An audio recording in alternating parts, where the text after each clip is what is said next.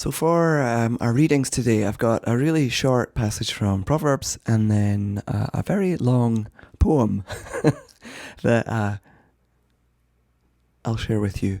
But first, let's get Proverbs. Oh, too many windows open. This is Proverbs 31, 8-9. Speak up for people who have no voice.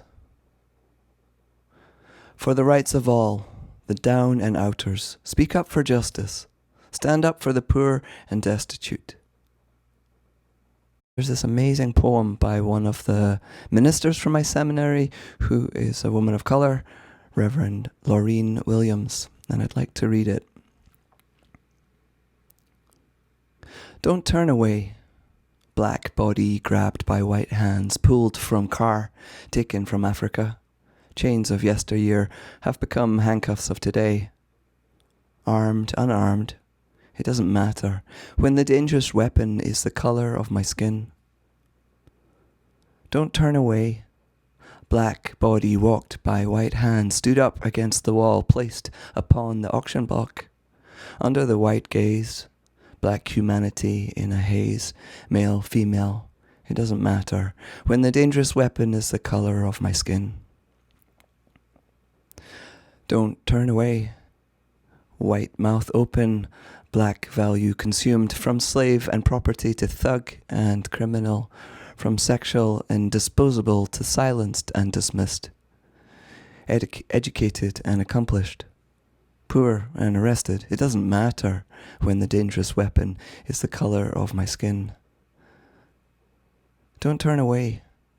White hands in pockets, black hands trapped behind back, white-faced, expressionless, black cries of suffering, apathy and misery, inflicting harm and internalized trauma. It doesn't matter when the dangerous weapon is the colour of my skin. Don't turn away. The uniform of blue keeping the uniformity of white, keeper of the law of white supremacy through the enforcement of black inferiority. The crime punishable by death is my existence in black skin. Middle passage, mass incarceration, plantation, public housing, property of whiteness, prop for whiteness. It doesn't matter when the dangerous weapon is the colour of my skin. Don't turn away when knee on black neck, literal, metaphorical, 8 minutes, 46 seconds. 401 years. Dominant, oppressive, pervasive, insolent. Revolts of yesteryear, protests of yesterday, uprisings of the past, upheavals of today, uncertainty and fear, urgency and fire, business over bodies, livelihoods over lives, profits over people. It doesn't matter when the dangerous weapon is the colour of white skin invented against my skin. It all matters in every matter of life, in all matters of living, in all manners of living, for black lives, for white lives, for all the lives in between. Will you disarm your white skin that we might all stand in the American sun, remembering we are all born under the African sun? Don't turn away. White knees atop black bodies, kneeling to a white God. Eyes to an elusive heaven. Minds in an intractable hell. Black and blue of the red, white and blue. And again I say, don't turn away. Will you disarm your white skin? It all matters because these black lives consumed by your white can't breathe. Amen.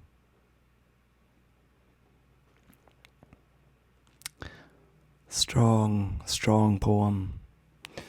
So here's that Proverbs again. Speak up for the people who have no voice, for the rights of all the down and outers. Speak up for justice. Stand up for the poor and the destitute.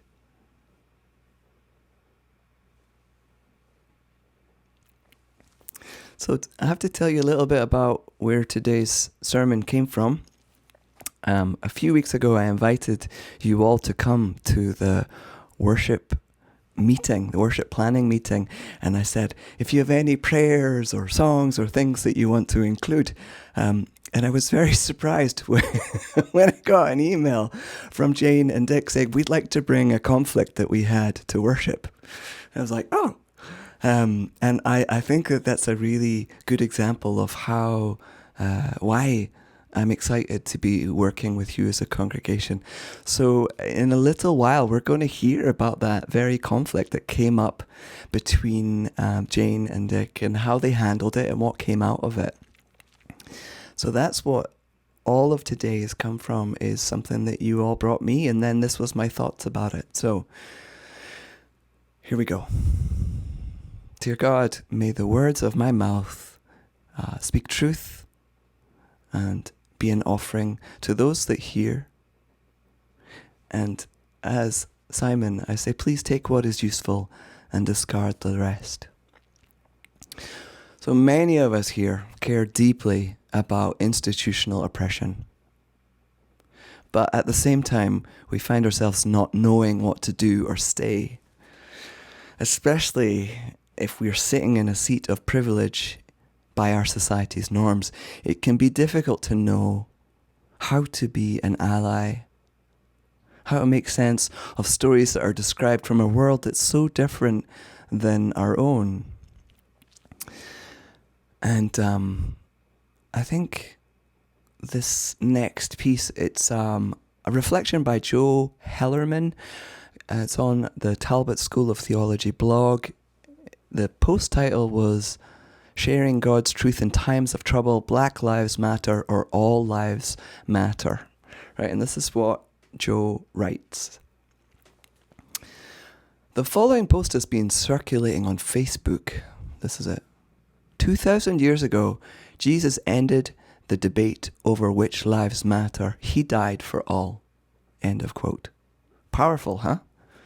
The statement is true, biblically true, but this post on Facebook bothered me. It bothered me a lot. And this, in turn, created a cognitive dilemma that I could not get off my mind. As I sat practicing the piano several hours later, I kept asking myself, why would such a central biblical truth, one which this New Testament professor has dedicated my entire adult life, trouble me so much? When I see it displayed on a large poster on Facebook, why is this troubling me? Shouldn't I be rejoicing that the gospel is going forth? After some reflection, I realized that I have several problems with Christians sharing sentiments like this, phrases like this, in our current social context. Truth is important, but sometimes timing is even more so. As the author of Proverbs wrote, a word in season, how good it is. That's Proverb 15. Problem 1. The post explicitly takes the focus off the issue at hand. Yes, Jesus died for all, but not all are currently being equally marginalized and brutalized by our criminal justice system.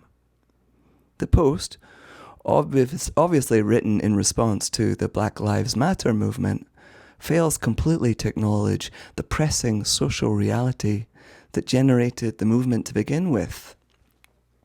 And perhaps an analogy will help here. There are 88 keys on my digital piano. When all the keys are working, I can happily assert all keys matter. But when a band of 6 of those piano keys suddenly goes silent, I don't need to be reminded that all keys matter. What I need to do is take my keyboard to the repair shop, identify the problem, trust the technician, direct all their resources to fix the bank of broken keys. Because at times like this, it's the bank of broken keys, only the bank of broken keys, that really matters. At a time like this, some keys matter more than others. As Jesus said, those who are well have no need of a physician, but those who are sick. Matthew 9. And that's the end of the blog post that I'm sharing with you here. A link to it is on the website that is in the chat. If you're watching on Facebook, simondevoyle.com/Suquamish. Something that's happening right now is that the songs that we are playing are changing. When I got ordained, half my class had a huge fight with the seminary over the songs that they played at our commencement ceremony. The songs that were so important to the seminary teachers were received as insulting or not good enough to many of my younger classmates. New voices are being heard and changes are being made. As someone who is in church, I've seen a lot happen with music, scripture. Different things are being included. Like, you guys don't bat an eyelid when I bring Rumi in to the Bible spot. The songs that we're singing are changing too, and the people that get to speak behind the microphone are becoming more diverse as well. In the churches I go to, a whole lot of the authority is becoming more diverse and inclusive. And we know that there's a backlash against this. People leave, others lobby for conservative laws to be implemented in a fruitless desire to hold back the tide of change. For example, bathroom laws that try and uphold gender integrity. It's a great example of people trying to hold back change.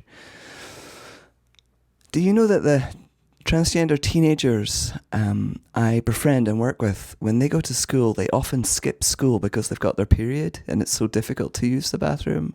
Or they hold their pee in for hours and are in pain because of these stupid bathroom rules. Most of us who gather here are trying to learn the new songs, work out which of the rules need to be changes, hear diverse voices, and we're also trying to work out which songs we need to stop singing. But the conversations that we have around this can get heated because we often have different opinions. And we can sometimes find ourselves all of a sudden in difficult conversations where we're misunderstood, perhaps through our own assumptions, or perhaps just because the playing field isn't equal. We don't all have the same experience. And a big reason that we see the world so differently is because our histories are different. The stories that shape us as individuals, families, and communities. These stories, especially of harm and lack of justice, will come up.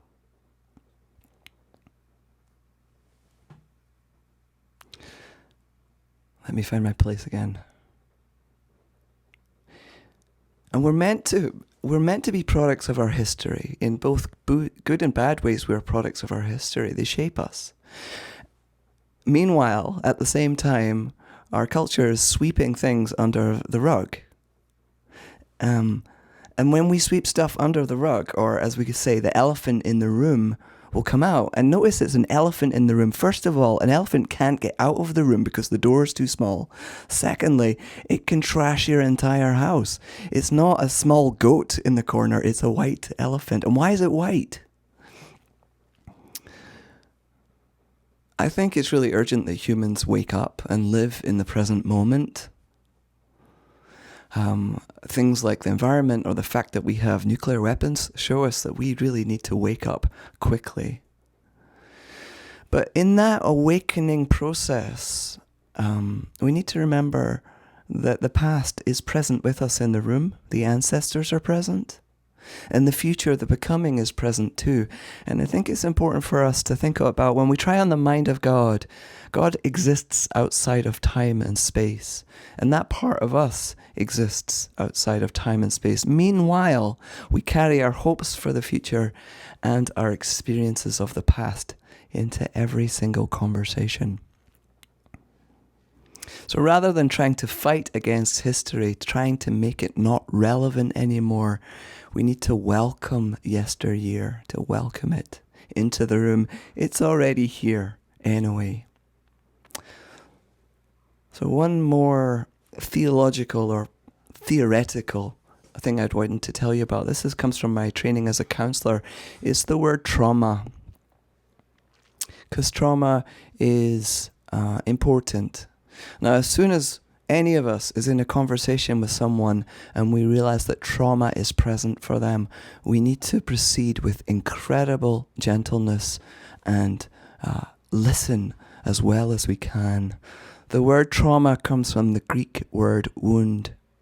And sometimes in our culture, we're not careful with this word. There's many words that we're not careful with. For example, I've said, I'm starving hundreds of times, but I've never had to walk that shocking road. Same with trauma. So trauma, what it actually really means is that we experienced an event or a thing that was so deeply dangerous or distressing that we could not cope. It fried our system. And now, all these years later, the wound is not able to heal. So, just so you can understand the difference, when a bad thing happens and you heal, you're not traumatized anymore. A bad thing is not trauma. Trauma is a biological, psychological thing that happens. So my point was, when you're in conversation and trauma enters, I think it's good to be as gentle as you can. So I'm going to take off the glasses of theory and theology, and let's look at detail in some of the conversations about dismantling privilege. And the way that we're going to do that first is by me inviting up some special guests.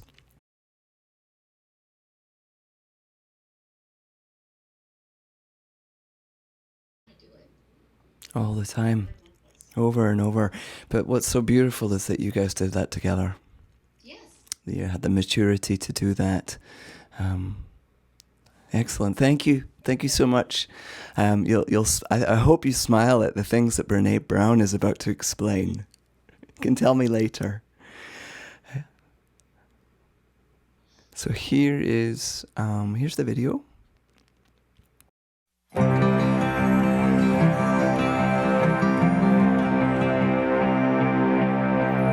We can't be brave if we don't fall. I mean, it's the premise of of Rising Strong is if we're brave enough often enough, we're going to fall.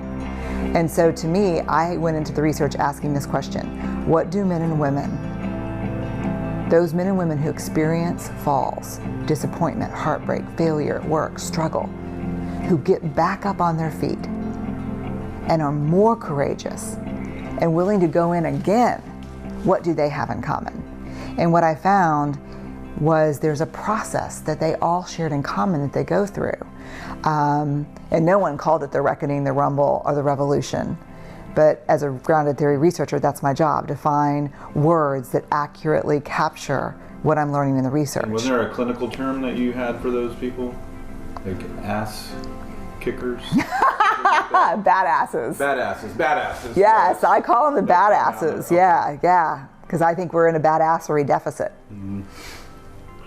I do. A BAD? Yeah, we're in bad shape. Yeah, we're in bad shape, badassery deficit. Yeah, because we have a lot of people who are blustery and posturing and, acting like they're really tough. Mm. But a true badass to me is the person who is in struggle, who looks up and says, I'm hurting and I need help. Or the person who's failed and looks at her team and says, we missed it.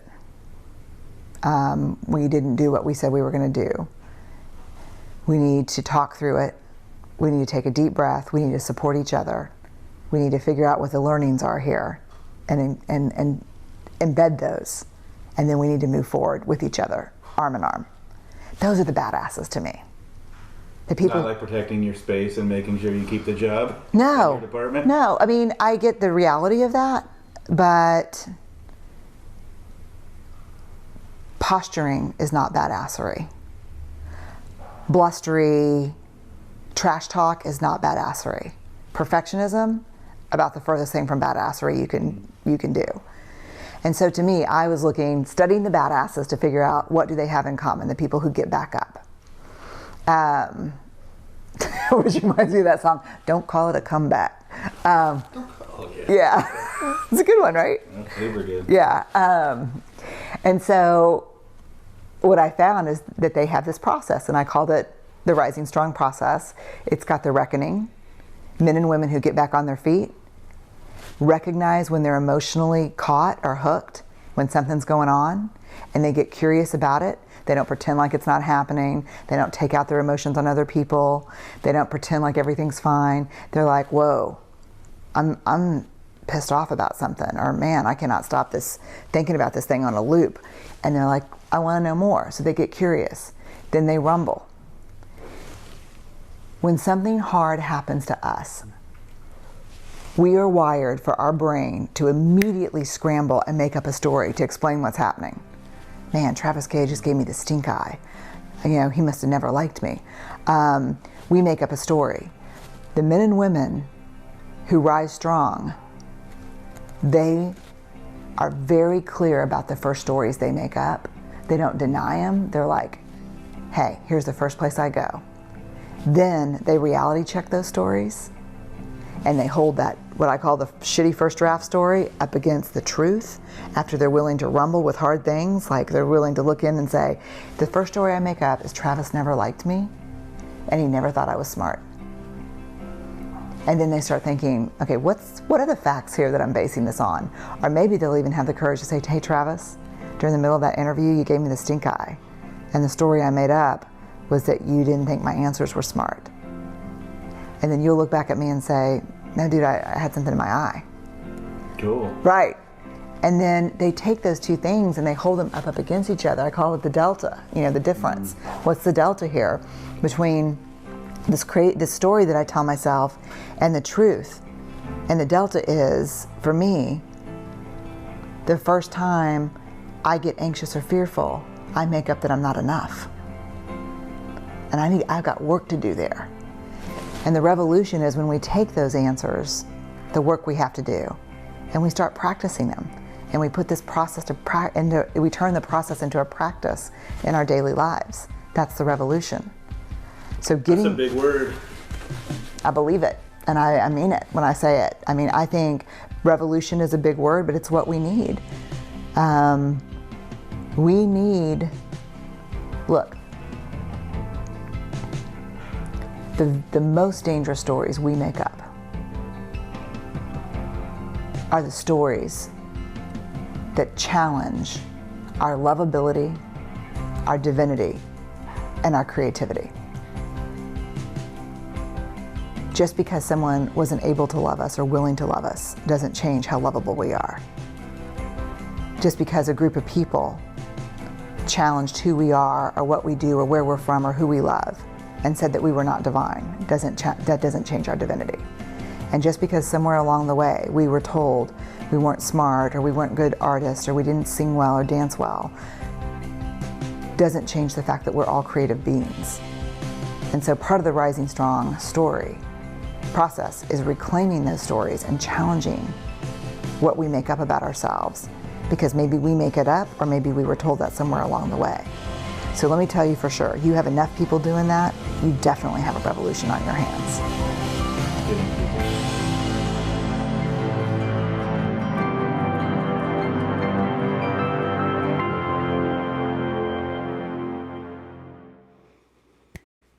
I forgot to tell you that she swears quite a lot in that video. Sorry for that lack of heads up. I'm going to close with a prayer. The prayer that I've chosen for this is the prayer of St. Francis. But I set that prayer into song, and that's what I would like to share with you as we digest some of the weight, insight, beauty in what was just shared by Jane and Dick and Brene.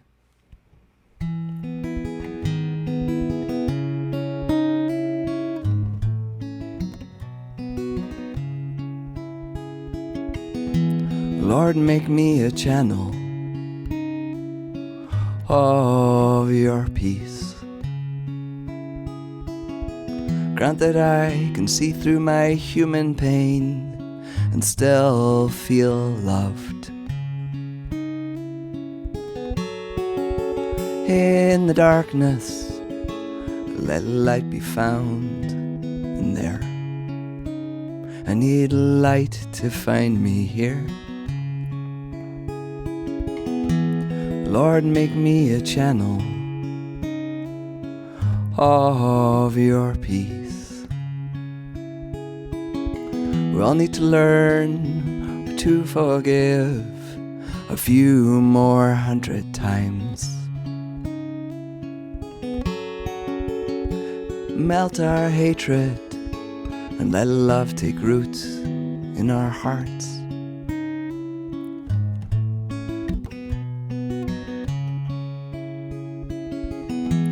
Lord, make me a channel of your peace. And through my own pain and need, I will learn to understand. Reach through our sorrow, let it be joy. Oh, let it be joy. Amen.